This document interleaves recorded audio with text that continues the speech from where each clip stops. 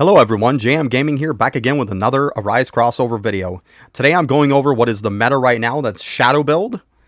I'm going to go over what the whole build consists of, what you need to actually get to that point of where I'm at. To start off with, as a little disclaimer, I have every single gotcha and upgrader maxed out in the game. The only one you're really going to have to switch is going to be from the one from XY City. That one you're going to switch it over to the Mythic for the sake of the Shadow damage. The rest of them are going to be all on Monarch. Alright, let's go ahead and get right into it.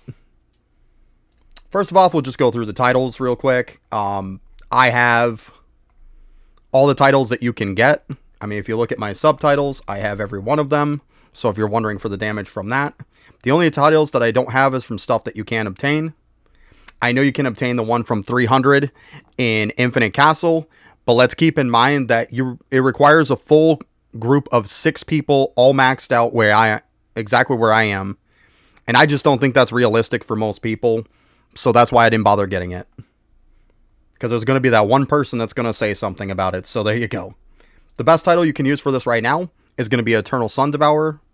That's going to be wave 600 of the Infinite Desert. 90 shadow levels, 40 weapon. Alright, let's go ahead and move on to the next bit of stuff here. Shadows. Alright, for shadows, if you have the Halloween Monarch, it's going to be best in slot.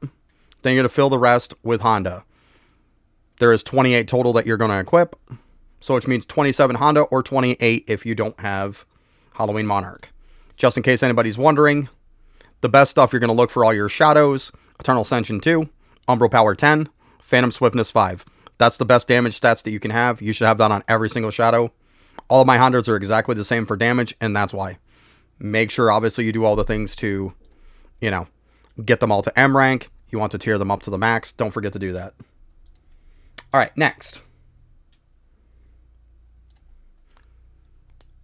For weapon, very simple. You're going to use Crimson Fang. Fill every slot with Amethyst Core. That's going to give you a bunch of shadow power.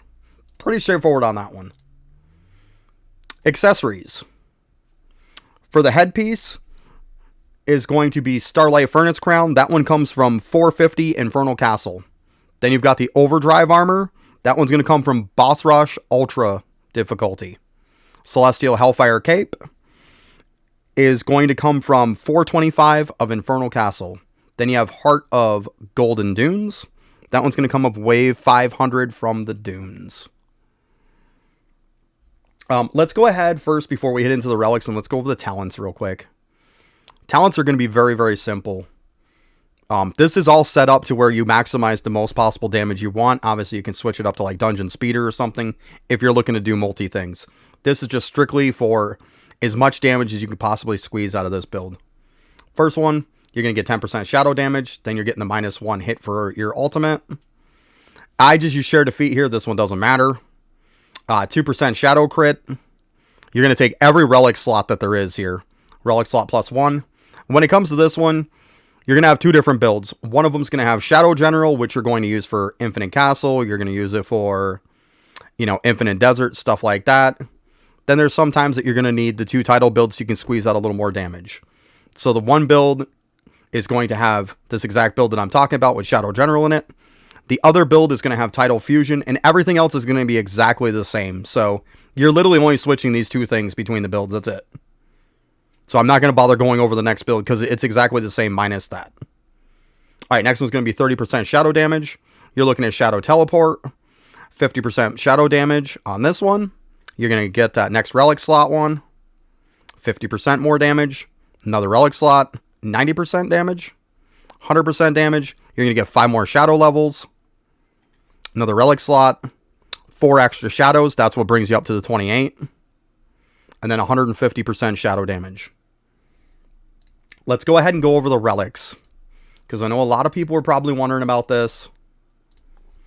I have them in order of shadow level, the best one to the worst one. So when you're looking to replace stuff, Dim Rift Core is probably going to be the next one that you're going to replace. There's a lot that are at 117 actually. As you see, there's 3 that would replace, but this one has nothing else on it. So that's probably going to be the next one that gets replaced. All right, I'm going to go over this really quick because I know there's going to be people who are going to ask where all these come from. So I'm just going to rattle these off real quick for you guys, and we're just going to go through. First one, we're looking at Floor 400 of Infernal Castle for Celestial Rithcore. Worldbreaker Heart is going to be from the Raid Giant Monarch. Heart of Infinite Flame, 200 Infinite Castle. Forgotten Crown, Boss Rush Ultra Mode. Infernal Heart, that's going to be from Infernal Castle, floor 300. Sunfall Relic, Desert 550. Heart of the Sand Titan, Desert 500. Eternal Mirage Ore, Desert 475. Chitin Crown is going to be Raid from Insect Monarch. Pharaoh's Shattered Crown, Desert 400. Ani Blood Sigil, 175 Infinite Castle.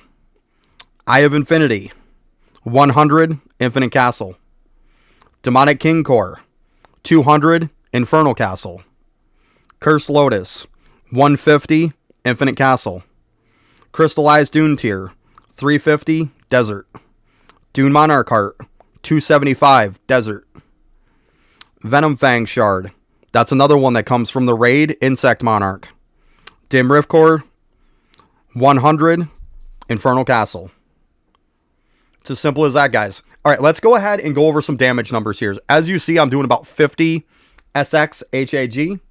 I'll go ahead and switch this over for anybody who's got the other suffix going. It's going to be around 50 BF. Let's go ahead and switch to the other team so you guys can see what it's like with, like I show, my 2 title build. That's with Title Fusion, so you got the 2 titles for it. And in case you're wondering, for the second title, you're going to use Beta Player, which is going to give you the 12 shadow levels on it. Let's go ahead and look at this real quick. We're looking at about 112, 113 BF. Go ahead and switch this. It's going to be, once again, 112, 113 SX HAG. All right, well, that's about it, guys. Let me go ahead and show you guys, too, what I have for my player stats, in case you're curious. Obviously, I have 20 Rebirths. That's going to be to squeeze out your most amount of damage you possibly can. You're going to want to have that max because you're going to get Shadow Power up. 23, 25 in Shadow Power. Shadow Agility is 200 for the sake of the teleport. 450 player speed. And then literally everything is dumped, whatever the remainder is, in Shadow Reach.